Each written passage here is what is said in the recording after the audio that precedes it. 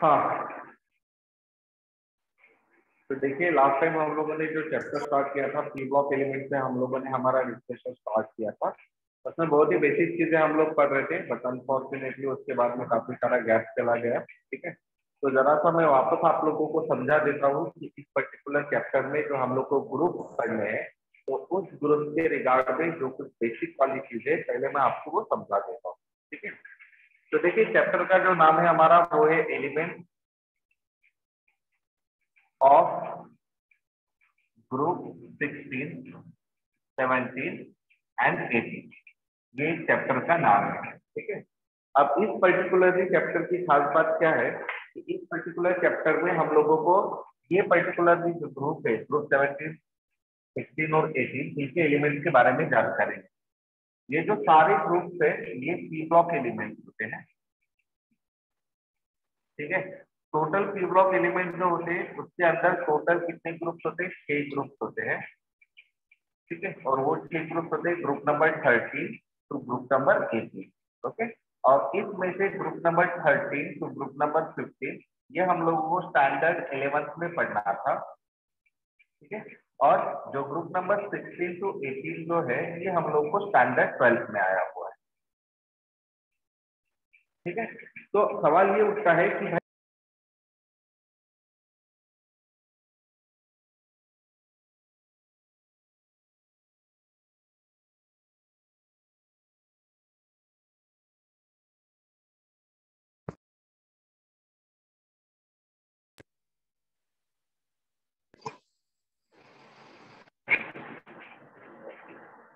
हाँ, तो अब सवाल ये आता है कि भाई ये पी ब्लॉक एलिमेंट्स का मतलब क्या होता है और ये ग्रुप्स का मतलब क्या होता है। तो ध्यान दीजिए, पहले हम लोग ग्रुप्स के बारे में सोचते हैं। तो एक्चुअल क्या होते हैं, ये जो एलिमेंट्स होते हैं टोटल हमारे नेचर में 118 एलिमेंट्स प्रेजेंट होते हैं। एलिमेंट्स क्या होते हैं? एलिमेंट्स के प्योरेस्ट फॉर्म होते हैं मैटर के। ओके, मैटर जो होता है, क्योंकि देखिए केमिस्ट्री तो सब्जेक्ट हम लोग पढ़ रहे हैं, केमिस्ट्री सब्जेक्ट भी स्टडी ऑफ मैटर के साथ डील करता है। हम यहाँ पर जो भी पढ़ रहे हैं उसको हम मैटर कहते हैं। तो उस मैटर में एक प्योर मैटर होता है, मतलब एक प्योर सब्सटेंसेस होता है, और एक होते हैं मिक्सचर। ठीक है, तो उस प्योर सब्सटेंसेस का एक फॉर्म होता है एलिमेंट। तो एलिमेंट ये ऐसे प्योर सब्सटेंसेस होते हैं जो सिर्फ और सिर्फ एटम से बने रहते हैं। एलिमेंट्स जो होते हैं वो किससे बने रहते हैं?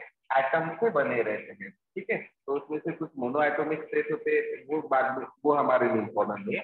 तो ये जो 118 एलिमेंट्स होते हैं, ये 118 एलिमेंट्स की जो प्रॉपर्टीज होती है, जैसे कि आप लोगों को पता है दो टाइप के प्रॉपर्टीज के बारे में हम जनरली बात करते हैं। एक होती है फिजिकल प्रॉपर्टीज और एक होती है केमिकल प्रॉपर्टीज।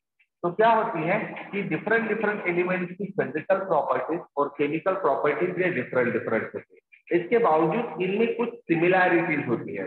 सिमिलैरिटीज होती है, तो on the basis of that similarities and the differences in the physical and the chemical properties, in elements को क्या किया जाता है? क्लासिफाई किया जाता है। ठीक है, ताकि हम लोग उसको बेटर तरीके से पढ़ सके। देखिए, जब हमारे पास बहुत सारी चीजें होती है तो वो बहुत सारी चीजों को प्रॉपरली ऑर्गेनाइज करना, ठीक है, क्या करना? प्रॉपरली ऑर्गेनाइज करना, और उसको स्टडी करना आसान हो जाता है। ऑर्गेनाइज करने के बाद उसको स्टडी करना आसान हो जाता है। तो बहुत सारी चीजों को हम लोग जब ऑर्गेनाइज करते हैं तो कहीं ना कहीं हम लोग जो बेसिस सिलेक्ट करते हैं वो सिलेक्ट करते हैं सिमिलैरिटीज एंड द डिफरेंसेस।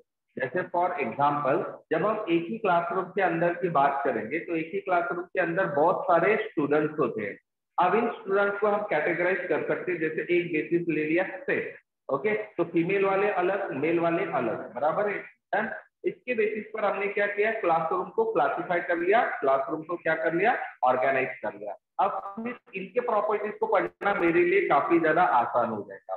क्या होता है, जैसे एक कॉमन प्रॉपर्टीज होती है कि बच्चे जो रहते हैं ये पढ़ाई के मामले में थोड़े से आलसी होते हैं, या होमवर्क करने के मामले में आलसी होते हैं। ठीक है, लड़कियां जो होती है वो थोड़ी बहुत प्रॉम्प्ट होती है, नॉट ऑल, लेकिन कुछ कुछ लड़कियां उसमें भी एक्सेप्शन होते हैं और लड़कों में भी एक्सेप्शन होते हैं। तो एक्सेप्शन पार्ट को अगर छोड़ दिया जाए तो जनरल ट्रेंड की बात ये होती है कि भाई जब रेगुलरिटी की बात आती है तो लड़के थोड़े से इरेगुलर होते हैं और लड़कियां थोड़ी सी रेगुलर होती है। तो लेकिन अगर मैंने इस तरह से इनको क्लासिफाई नहीं किया होता है, ठीक है, रैंडमली कोई भी कैसे भी अगर अरेंज कर लिया होता, तो मेरे लिए बड़ी दिक्कत हो जाती है कि ये रेगुलर, ये रेगुलर, ये रेगुलर, ये रेगुलर, ये रेगुलर, रेगुलर, रेगुलर, ये रेगुलर, लाइक दैट। समझ में आ रहा है ना? तो इसीलिए बेटर क्या होगा, मैं क्या करूंगा, एक रो में सारे लड़कियों को बिठा दूंगा, बोल दूंगा ये सब रेगुलर, एक रो में लड़कियों और लड़कों को बिठा दूंगा, बोल दूंगा ये सारे इरेगुलर। समझ में आ रहा है? तो क्या होता है, क्लासिफाई करने के लिए हम लोग को कुछ ना कुछ बेसिस लेना पड़ता है, बराबर है। और वो बेसिस जनरली जब हम एलिमेंट्स की क्लासिफिकेशन की बात करते हैं, तो एलिमेंट्स की क्लासिफिकेशन के लिए हम लोग प्रॉपर्टीज के बारे में बात करते हैं, और प्रॉपर्टीज को बेसिस लेकर उसको हम क्लासिफाई कर लेते हैं। Get it done? तो जब एलिमेंट को क्लासिफाई किया गया, तो इसमें से बहुत ही इंपॉर्टेंट प्रॉपर्टी को इन्होंने कंसिडर किया, और वो था एटॉमिक नंबर। एक्चुअली ये देखा गया कि कोई भी पर्टिकुलरली एटम्स की जो प्रॉपर्टीज होती है, चाहे फिर वो फिजिकल प्रॉपर्टीज हो, चाहे फिर वो केमिकल प्रॉपर्टीज हो, ये क्या होती है, ये डिपेंड कर रही थी एटॉमिक नंबर। ठीक है, और जैसे कि हमने कहा कि एलिमेंट्स को क्लासिफाई करना है प्रॉपर्टीज के बेसिस पर, और प्रॉपर्टीज डिपेंड करते हैं एटॉमिक नंबर पर। तो फिर साइंटिस्ट लोगों ने क्या किया, ये 118 एलिमेंट्स को एटॉमिक नंबर के हिसाब से उन्होंने क्या कर लिया, अरेंज कर लिया। अब ये एटॉमिक नंबर के हिसाब से इन्होंने कैसे अरेंज किया, in order of increasing atomic number, मतलब इंक्रीजिंग एटॉमिक नंबर के हिसाब से उनको क्या कर लिया, उन्होंने ऑर्गेनाइज करना स्टार्ट कर लिया। ठीक है, तो इंक्रीजिंग एटॉमिक नंबर के हिसाब से जब इन्होंने सर दिख नहीं रहा, ब्लैक ब्लैक क्या दिख रहा सर, दिख रहा सर, दिख नहीं रहा है, थोड़ा सा रीडाउन हो जाओ बेटा, फिर शायद कनेक्टिविटी का इशू होगा तुम्हारे साइड में, थोड़ा सा रीडाउन रीजॉइन हो जाए। ठीक है,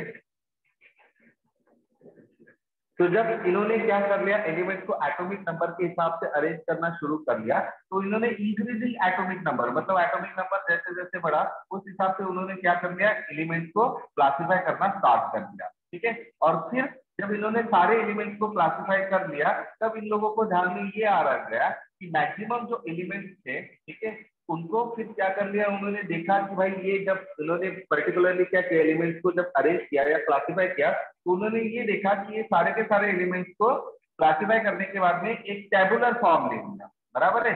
और इस टेबुलर फॉर्म को उन्होंने नाम दे दिया पीरियोडिक टेबल। समझ में आ रहा है पीरियोडिक टेबल क्या होता है? तो periodic table is nothing but the systemic arrangement of the element in order of their increasing atomic number. समझ में आ गया? पीरियोडिक टेबल क्या होता है? एक सिस्टमिक अरेंजमेंट होता है इसका, एलिमेंट्स का, किस बेसिस पर? In order of their increasing atomic number, उनके इंक्रीजिंग एटॉमिक नंबर के ऑर्डर के हिसाब से एलिमेंट्स को क्लासिफाई करने का जो सिस्टमिक अरेंजमेंट होता है उसको ही पीरियोडिक टेबल कहा जाता है। तो अब ये पीरियोडिक टेबल की अगर हम सालभर देखें, तो उनको ये ध्यान में आ रहा है कि पीरियोडिक टेबल में आप लोग देख पा रहे हो कि इसमें कुछ हॉरिजॉन्टल रोज है, बराबर है। देन तो हॉरिजॉन्टल रोज आप देख सकते हो कितने हैं, ये 1, ये 2, बराबर है, ये 3, ये 4, ये 5, ये 6, और ऐसे 7 हॉरिजॉन्टल रोज उसमें प्रेजेंट है, बराबर है।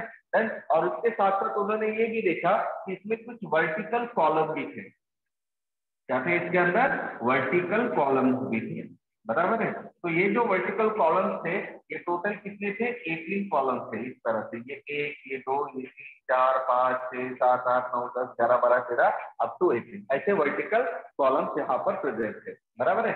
तो ये जो हॉरिजॉन्टल रोज थे, जो कि टोटल कितने थे? 7 रोज थे, इनको उन्होंने नाम दे दिया पीरियड। इनको क्या कहा उन्होंने? पीरियड। समझ में आ गया? समझ में आ गया? हाँ सर। हाँ, और ये जो वर्टिकल कॉलम्स होते हैं, इन लोगों को उन्होंने नाम दे दिए ग्रुप। Okay done. तो ध्यान दीजिए, जैसे कि मैंने कहा कि वर्टिकल कॉलम जिसको हमने ग्रुप कहा हुआ है, वो टोटल कितने होते हैं? 18 होते हैं। और इसी 18 ग्रुप में से 16, 17 और 18 नंबर के जो ग्रुप के एलिमेंट्स होते हैं, इन लोगों को हम लोगों को पढ़ना है। ठीक है, इसके बारे में हम लोग को इस चैप्टर में पढ़ना है। ठीक है, अब ये तो हो गया classification on the basis of group and on the basis of period. Okay, जैसे हम इसको कहते हैं कि जो पहले पीरियड में एलिमेंट्स रहेंगे उसको हम कहेंगे elements of first period, second period के एलिमेंट्स को हम कहेंगे elements of second period, third period के एलिमेंट्स को हम कहेंगे elements of third period. Similarly जब बारी ग्रुप की आती है, तो ग्रुप वाइज भी हम बोलेंगे elements of first group, elements of second group, elements of third group, elements of fourth group, like that elements of 16 group, 17 group and the 18 group. Get it? लेकिन इसके अलावा एक और क्लासिफिकेशन होता है, मतलब ये जो सारे के सारे ग्रुप्स होते हैं, टोटल 18 ग्रुप, ये 18 ग्रुप को हम वापस क्या कर सकते हैं? क्या कर सकते हैं? ये 18 ग्रुप को हमने वापस डिवाइड किया इनटू 4 ब्लॉक। इसमें डिवाइड किया हुआ है 4 ब्लॉक में। अब जैसे कि मैंने लास्ट टाइम भी समझाया था, ये 4 ब्लॉक में हमने एलिमेंट को किस मतलब किस बेसिस पर डिफाइन किया था या क्लासिफाई किया था, बताइए। Valence electron maximum electrons accommodate होंगे।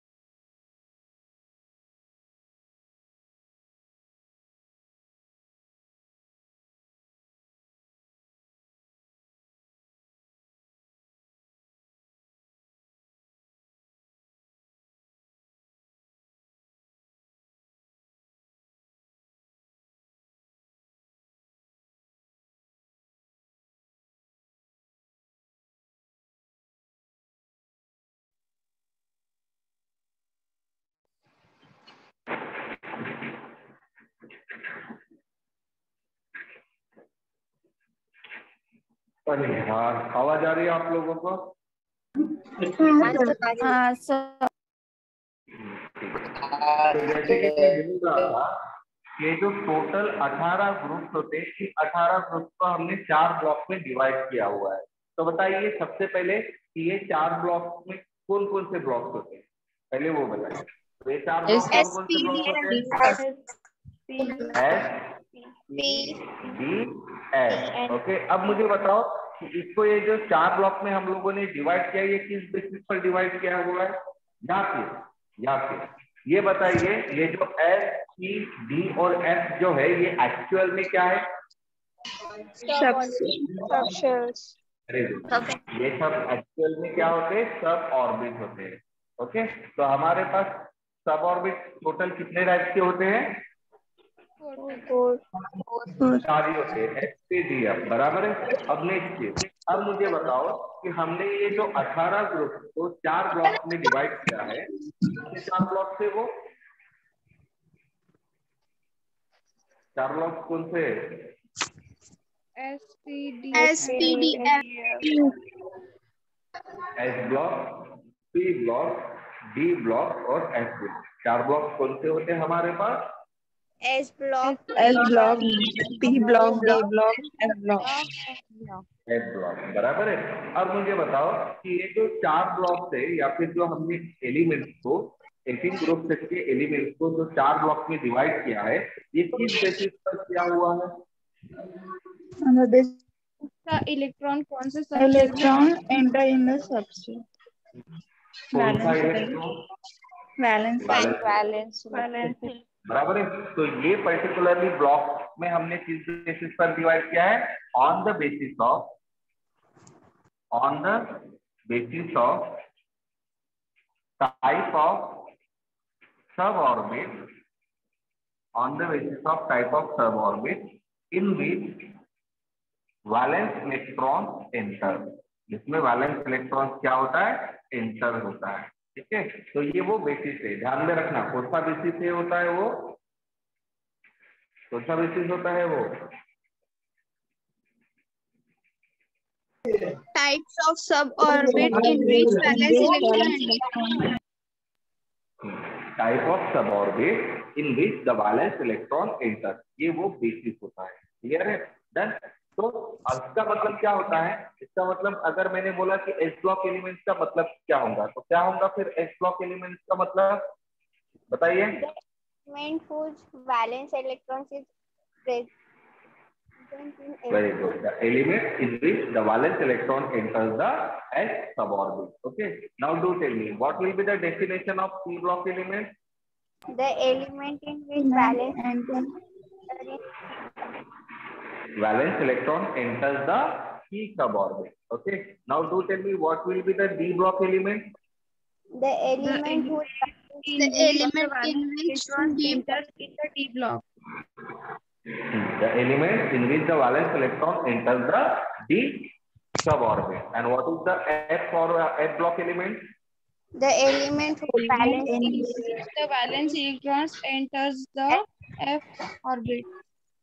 f orbit. Very good. ठीक है. तो ध्यान में रखिएगा.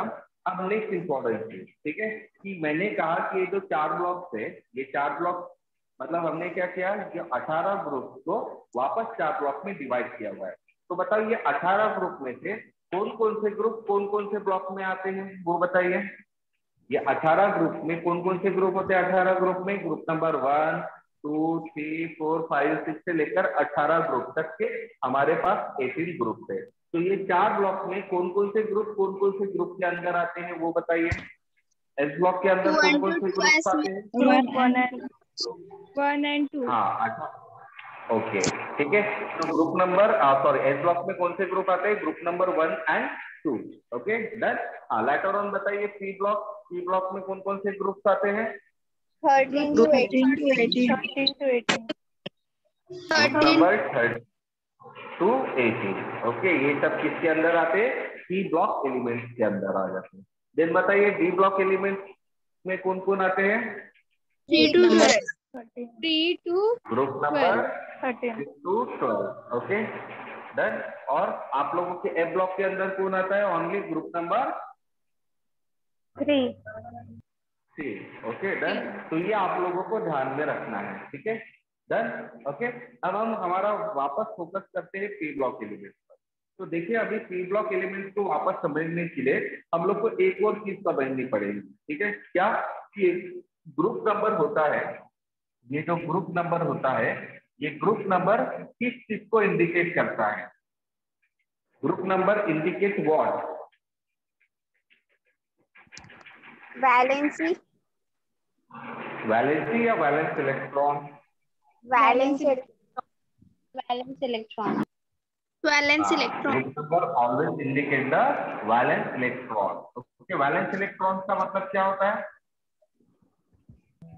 Number of orbit present in outermost shell. Okay, valence electron का मतलब the electrons present in the outermost shell.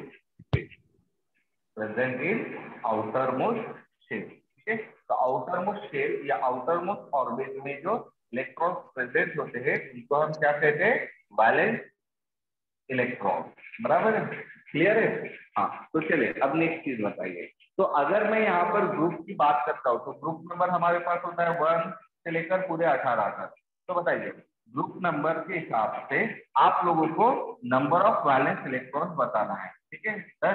तो बताइए ग्रुप नंबर अगर मैं 1 बोलता हूँ तो इसका मतलब इसके अंदर कितने वैलेंस इलेक्ट्रॉन रहेंगे? 1. ग्रुप नंबर 2 में 2. 2 बचे. Very good. ग्रुप नंबर 3 में 3. ग्रुप नंबर 4 में 4. 4 हो गए, ठीक है. अब उसी हिसाब से बताओ ग्रुप नंबर 13 में ठीक है. अब ये 3 कैसे होंगे? तो इसको समझने के लिए ना आप लोग इलेक्ट्रॉनिक कॉन्फ़िगरेशन को समझो जो आप लोग 10वीं तक लिखते थे. जैसे 13 का इलेक्ट्रॉनिक कॉन्फ़िगरेशन आप लोग अगर 10वीं में होते तो क्या लिखते थे? 2, 8, 283. ओके, तो इसके आउटर मोस्ट स्टेट में कितने इलेक्ट्रॉन दिखाई दे रहे हैं आपको? 3. ओके, 10. तो इसीलिए इसके नंबर ऑफ वैलेंस इलेक्ट्रॉन कितने हो जाएंगे? 3. ओके, तो चलो अब बताओ 14 के कितने हो जाएंगे number of valence electron? 4. Okay. Then 15 के वैलेंस इलेक्ट्रॉन 5. 5. ओके. देन 16 के वैलेंस इलेक्ट्रॉन 6. 17 के 7. और 18 के 0. 8. ओके, वैलेंस इलेक्ट्रॉन अलग कंसेप्ट है, वैलेंसी अलग कंसेप्ट. मैंने आप लोग को लास्ट टाइम ही समझाया था. वैलेंस इलेक्ट्रॉन का मतलब हम लोगों ने अभी लिखा हुआ है। वैलेंस इलेक्ट्रॉन का मतलब क्या होता है? वैलेंस इलेक्ट्रॉन का मतलब क्या होता है? नंबर ऑफ हाँ, अब बताओ वैलेंसी का मतलब क्या होता है? नंबर ऑफ वैलेंसी और गेन क्या? Number of electron, number of electron that can be gain और loose that can be lost gain, lose or or share. gained or shared to complete its octane, to complete its octane। बराबर है? मतलब उसका octet जो होता है, octet का मतलब आउटर मोस्ट शेल में 8 इलेक्ट्रॉन का होना, इस कंडीशन को हम कहते हैं ऑक्टेट। समझ में आ रहा है? समझ में आ रहा है आपको ऑक्टेट का मतलब क्या होता है? ऑक्टेट का मतलब क्या होता है? आउटर मोस्ट शेल में कितने इलेक्ट्रॉन्स का होना? 8 electrons. 8 इलेक्ट्रॉन का होना, इस कंडीशन को हम ऑक्टेट कहते हैं। और 8 इलेक्ट्रॉन को रहने के लिए क्या करता है एटम? क्या करेगा? इलेक्ट्रॉन को या तो लूज करेगा, या तो गेन करेगा, या तो शेयर करेगा। तो वो कितने इलेक्ट्रॉन को लूज करेगा, या फिर गेन करेगा, या फिर शेयर करेगा, इस चीज को हम कहते हैं वैलेंस। और वैलेंस इलेक्ट्रॉन का मतलब आउटर मोस्ट शेल में जो नंबर ऑफ इलेक्ट्रॉन्स प्रेजेंट रहेंगे उसको हम कहेंगे वैलेंस इलेक्ट्रॉन। तो वैलेंस इलेक्ट्रॉन्स और वैलेंसी सेम हो भी सकती है या फिर नहीं भी हो सकती है। ओके, जैसे फॉर एग्जांपल, जैसे ग्रुप नंबर 1 में नंबर ऑफ वैलेंस इलेक्ट्रॉन 1 है। ओके, अब इसको क्या करना पड़ेगा? एक इलेक्ट्रॉन को गेन करना पड़ेगा, ठीक है, ताकि उसके आउटर मोस्ट शेल में 2 इलेक्ट्रॉन हो जाए। आपको पता ना आउटर मोस्ट शेल में या तो 2 इलेक्ट्रॉन होने चाहिए या तो 8 इलेक्ट्रॉन होने चाहिए। तो राइट नाउ ये जो 2 इलेक्ट्रॉन के होने की कंडीशन को एक्चुअली इसको हम डुप्लेट कहते हैं, बट फिलहाल के लिए हम उसको थोड़ा सा निग्लेक्ट कर लेते हैं। तो एक इलेक्ट्रॉन की जरूरत होता है तो वो एक इलेक्ट्रॉन को गेन करेगा या तो शेयर करेगा। बराबर है? तो इसका मतलब इसकी वैलेंसी कितनी हो जाएंगे? 1 कितने हो जाएंगे? 1। बराबर है? मतलब हम यहाँ पर बोल सकते हैं कि भाई नंबर ऑफ वैलेंस इलेक्ट्रॉन और वैलेंसी दोनों भी कैसी है? सेम सेम है। बट आप यहाँ पर ध्यान दीजिए ग्रुप नंबर 15। ग्रुप नंबर 15 मतलब अगर कंसीडर करो कि आपके पास एक ऐसा एलिमेंट है जिसका एटॉमिक नंबर 15 है, तो आप इसका इलेक्ट्रॉनिक कॉन्फ़िगरेशन क्या लिखते थे? 285। अच्छा मुझे बताओ फिर इस केस में इसमें वैलेंस इलेक्ट्रॉन कितने हैं? 5 बराबर है? बराबर। और आपको पता है कि कोई भी एटम क्या करेगा? अपने ऑक्टेट को कंप्लीट करने की कोशिश करेगा। बराबर है? ऑक्टेट मतलब कितने इलेक्ट्रॉन? 8 electron 8 electron. कहाँ होने चाहिए ये 8 इलेक्ट्रॉन? आउटर मोस्ट शेल में। राइट नाउ इसके आउटर मोस्ट शेल में कितने इलेक्ट्रॉन्स हैं? 5. बराबर है? तो इसको फिर आउटर मोस्ट शेल में 8 इलेक्ट्रॉन्स के लिए कितने इलेक्ट्रॉन्स की जरूरत है? 3 3 इलेक्ट्रॉन। तो ये क्या करेगा? 3 इलेक्ट्रॉन को या तो गेन करेगा या तो शेयर कर देगा। बराबर है? 3 इलेक्ट्रॉन क्या करेगा? या तो गेन करेगा या तो शेयर कर देगा। क्लियर है? देन मतलब इसकी वैलेंसी क्या हो गई? 3 तो फिर बताइए यहाँ पर नंबर ऑफ वैलेंस इलेक्ट्रॉन और वैलेंसी सेम होगी क्या?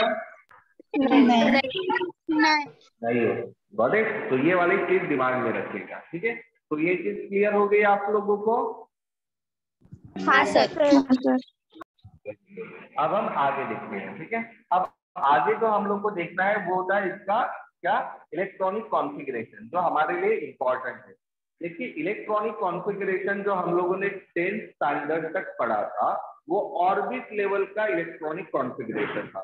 मैंने लास्ट टाइम भी समझाया था कि आप लोगों ने 10वीं में यही पढ़ा है कि इलेक्ट्रॉन भैया ऑर्बिट के अंदर रहता है। बट मैंने आप लोग को समझा था कि ऑर्बिट एक बहुत बड़ी जगह होती है, जैसा कि ये हमारा पूरा शिंदे कॉलेज का कैंपस हो गया, है ना? और इस ऑर्बिट में बहुत सारे क्या होते हैं? छोटे छोटे सब ऑर्बिट होते हैं। जैसे शिंदे कॉलेज के कैंपस में बहुत सारी बिल्डिंग्स है। शिंदे कॉलेज की बिल्डिंग, अपनी बेस की बिल्डिंग, अपने हॉस्पिटल की बिल्डिंग, बट समझ में आ रहा है ना?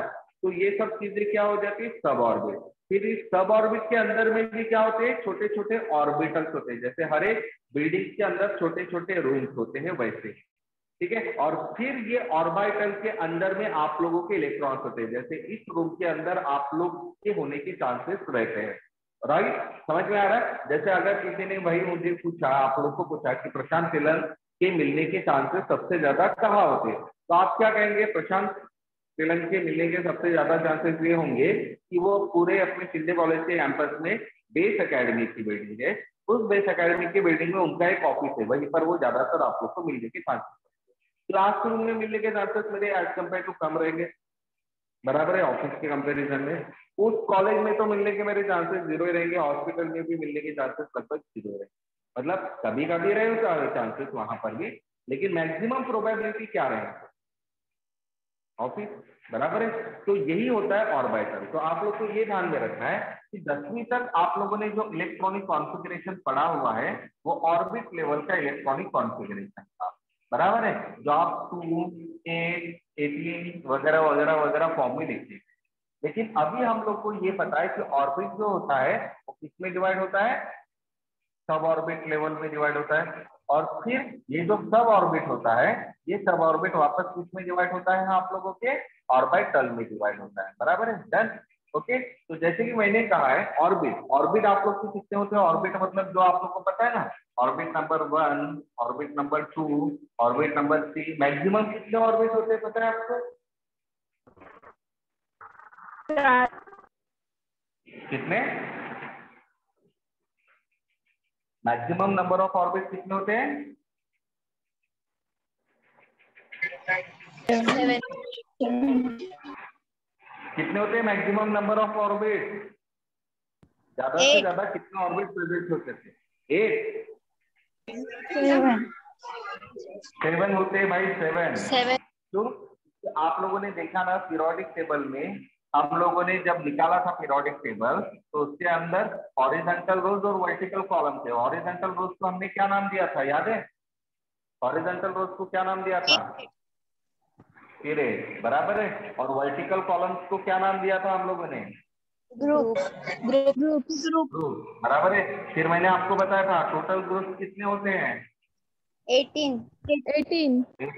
और टोटल पीरियड कितने होते हैं?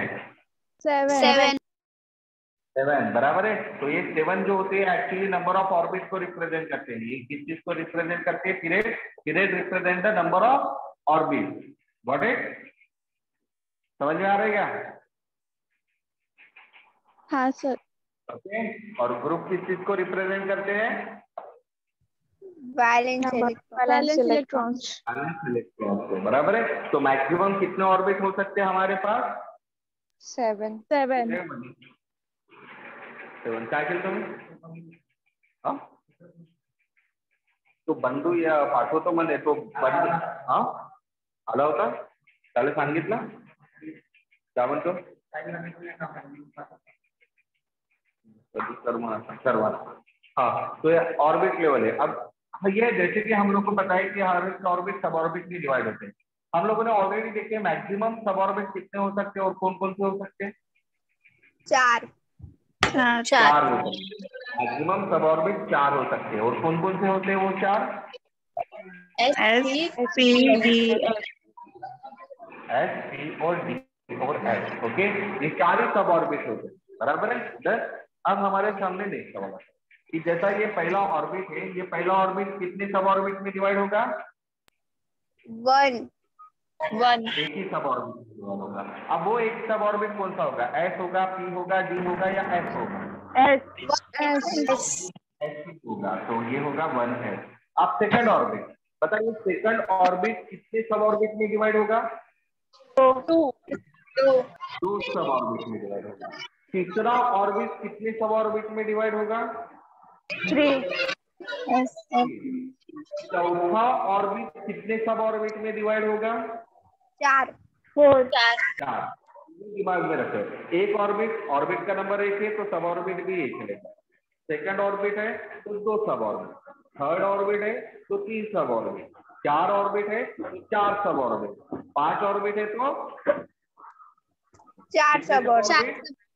4 ही सब ऑर्बिट रहेंगे, क्योंकि सब ऑर्बिट मैक्सिमम 4 ही है, तो 4 से ज्यादा हो नहीं सकते ना, बड़े। तो ये दिमाग में रखेगा, सब ऑर्बिट सिर्फ 4 ही हो सकते हैं। ठीक है, 4 से ज्यादा नहीं हो सकता। 4 के बाद में जो 5वां ऑर्बिट रहेगा, 5वें ऑर्बिट में भी कितने सब ऑर्बिट रहेंगे? 4 4 ही सब ऑर्बिट रहेंगे। 6ठे ऑर्बिट में भी 4 4 ही रहेंगे, और 7वें सब ऑर्बिट 7वें ऑर्बिट में भी 4 4 ही रहेंगे। क्लियर है? अब वो कौन कौन से रहेंगे? जैसे देखिए सेकंड ऑर्बिट, तो सेकंड ऑर्बिट कितने सब ऑर्बिट में डिवाइड होता है?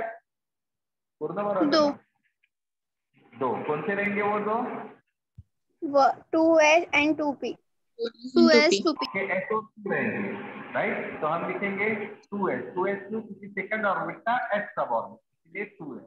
और नेक्स्ट कौन सा रहेगा? 2p, सेकंड ऑर्बिट का सेकंड सब ऑर्बिट, मतलब 2p। Got it? समझ में आ गया? हाँ सर हाँ। देखिए अब देखिए थर्ड वाले, थर्ड ऑर्बिट कितने सब ऑर्बिट में डिवाइड होता है? 3 कौन से रहेंगे वो? yes 3d 3d CS, CP, CD। ये चौथा वाला ऑर्बिट कितने सब ऑर्बिट में डिवाइड होगा? 4x 4p 4s, 4p, 4p 4d, 4d 4f 4f। बराबर। देन बताइए पांचवा वाला? 5x 5s 5p 5d 5 very good. छठा वाला बताइए? 6s 6p 6p 6d 6f 6f। Okay. Then सातवां वाला? 7s 7p 7d 7f 7f अब ध्यान दीजिए, 10वीं में जो आप लोगों ने एटम का स्ट्रक्चर पढ़ा था, उसमें जब आप लोगों ने एटम का डायग्राम निकाला था, ठीक है, ये जो मैं राउंड राउंड राउंड राउंड निकाल रहा हूँ, ये सब क्या है? ऑर्बिट ठीक है। देन अब मुझे बताओ, ये वाला न्यूक्लियस है सर, मैं यहाँ पर बोल रहा हूँ कि मेरे पास ना एक पर्टिकुलर एलिमेंट है जिसका एटॉमिक नंबर है 38। ठीक है, तो बताओ ये 38 तो आप कैसे इलेक्ट्रॉन, ये 38 क्या है बोला मैंने? 38 क्या है इसका? Atomic number. ओके, 38 क्या है इसका? Atomic number. ओके, तो मैं बोल रहा हूँ कि भाई मेरे पास एक एटम है जिसका एटॉमिक नंबर 38 है, इसका आपको इलेक्ट्रॉनिक कॉन्फ़िगरेशन लिखना है। क्या लिखना है इसको आपको? Electronic configuration. तो इलेक्ट्रॉनिक कॉन्फ़िगरेशन का मतलब पता है ना क्या होता है? इलेक्ट्रॉनिक कॉन्फ़िगरेशन का मतलब क्या होता है?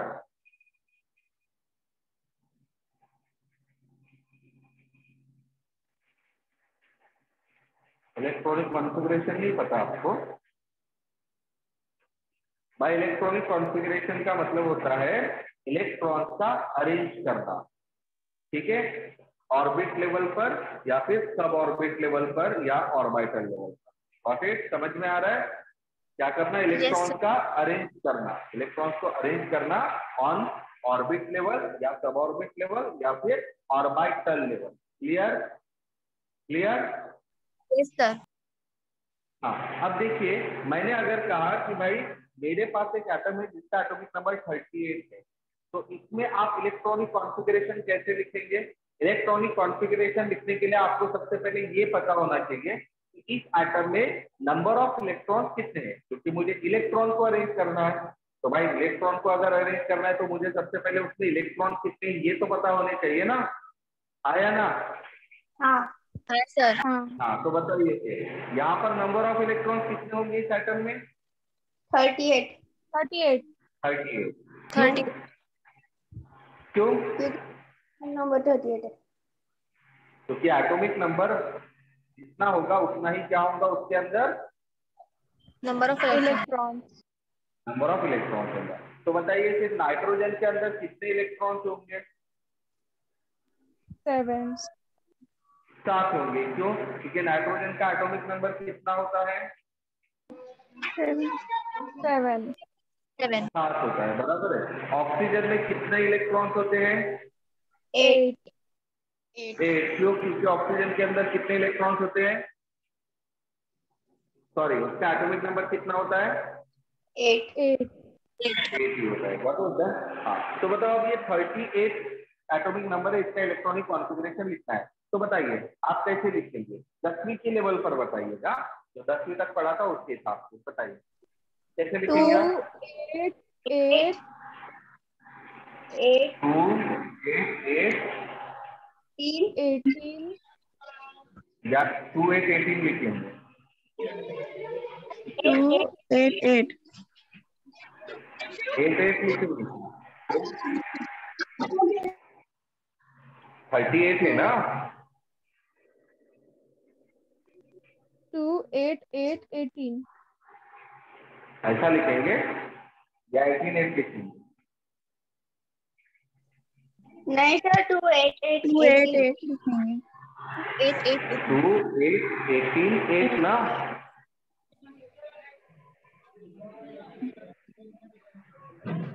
ऐसे लिखेंगे ना, 2 8 18 8 बराबर है।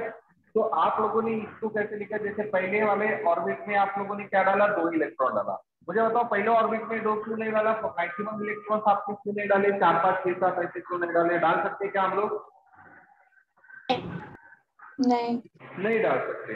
क्यों नहीं डाल सकते भाई? जितनी जगह रहेंगे उतने इलेक्ट्रॉन जाएंगे ना। पहला ऑर्बिट उसका शेप ही आप देख पा रहे हो, बहुत ही छोटा है, तो उसमें ज्यादा से ज्यादा 2 इलेक्ट्रॉन जाएंगे। सेकंड ऑर्बिट आप लोग शेप देख पा रहे हो कि उसका शेप जितना है उसके हिसाब से उसमें 8 ही इलेक्ट्रॉन जा सकते हैं मैक्सिमम। थर्ड वाला ऑर्बिट जिस तरह का शेप है उसमें ज्यादा से ज्यादा 18 इलेक्ट्रॉन ही जाते हैं, बराबर है। तो ये आप लोग को पता है कि कौन से ऑर्बिट में मैक्सिमम कितने इलेक्ट्रॉन जाते हैं। जैसे फर्स्ट ऑर्बिट में 2, सेकंड ऑर्बिट में 8, थर्ड ऑर्बिट में 18, ये आप लोग को पता है। ठीक उसी तरह से ये जो सब ऑर्बिट है एस, पी, डी और एफ, इसमें भी मैक्सिमम नंबर ऑफ इलेक्ट्रॉन कितने जा सकते हैं ये फिक्स होता है, बराबर है। तो बताइए वो कैसे होते हैं? वो डिपेंड करते हैं इसके ऑर्बिटल पर। ओके, ऑर्बिटल क्या होता है? जैसे आपका ऑर्बिट सब ऑर्बिट में डिवाइड होता है, वैसे ही सब ऑर्बिट ऑर्बिटल में डिवाइड होता है। और ऑर्बिटल को रिप्रेजेंट करने के लिए हम बॉक्सेस निकालते हैं। ओके, तो जैसे आप लोगों को पता है कि एस जो पर्टिकुलरली ऑर्बिट सब ऑर्बिट होता है उसमें एक ही ऑर्बिटल होता है, मतलब एक ही बॉक्स निकालते हैं। पी जो सब ऑर्बिट होता है उसके अंदर 3 ऑर्बिटल होते हैं, मतलब हम लोग 3 बॉक्सेस निकालते हैं। डी जो सब ऑर्बिट होता है उसके अंदर हम लोग 5 बॉक्सेस निकालते हैं, इसका मतलब इसके अंदर क्या होते हैं? 5 ऑर्बिटल होते हैं। और जो एफ होता है इसके अंदर हम लोग 7 बॉक्सेस निकालते हैं, इसका मतलब इसके अंदर क्या होते हैं? 7 आप लोगों के ऑर्बिटल्स होते हैं। ठीक है, ऑर्बिटल्स मतलब रूम, और उस रूम के अंदर रहते हैं हम लोग बोले तो इलेक्ट्रॉन। ओके, तो एक रूम में ज्यादा से ज्यादा कितने इलेक्ट्रॉन होते हैं? वैसे आप लोग हॉस्टल के रूम जब देखते हो या फिर होटल्स के रूम देखते हो तो आपको पता है कि रूम में ज्यादा से ज्यादा 1 या 2 बच्चे हो सकते हैं, फिक्स होते हैं ना। किसी रूम में 2 बच्चे तो किसी रूम में 3 बच्चे वगैरह वगैरह।